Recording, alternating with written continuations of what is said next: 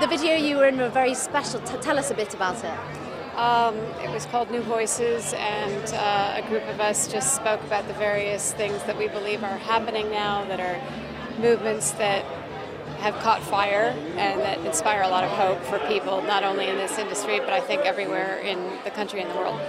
Specifically, what has made you get so involved and why are you so passionate? Well, I was one of the first people to speak out against Harvey Weinstein this fall in Ronan Farrow's New Yorker piece, and since then it has become something that I've always been an activist on women's rights. I was a Stop Violence Against Women campaign ambassador for Amnesty International for 3 years. I'm a Goodwill ambassador for the United Nations Office on Drugs and Crime for human trafficking. But this was personal, and now I'm getting much more involved in trying to create solutions to bring more equality and fairness and safety to the workplace, not only for people in Hollywood, but everywhere. How difficult was it for you to come forward, and do you feel like it gave other people strength? It was very difficult for me to come forward personally. It was very, very hard. I wrestled with it for a long time, and I didn't know what the consequences would be, but ultimately I felt that I had to do it, and I'm so glad that I did.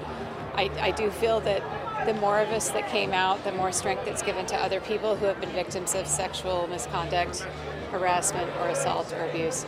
And I've gotten a lot of feedback from people that it helped them to have other people voice what had happened to them, because it sort of brought them forward, and everyone joined the Me Too movement, which was started by Tarana Burke way back when, but we're all grateful to her for having started it. But it's kind of a revolution of humanity in a way, that this sort of thing that has gone on since caveman times, since forever, rape and sexual pressure, and I think we have a chance in our generation, in our lifetime, to change the equation for everyone, and it's super exciting.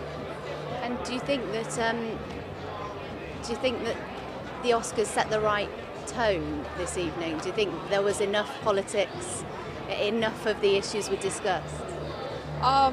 You know, I mean, some people are going to say there was too much, some people say there were too little. I thought it was wonderful. I thought there was a very good feeling, a very sort of human spirit to it.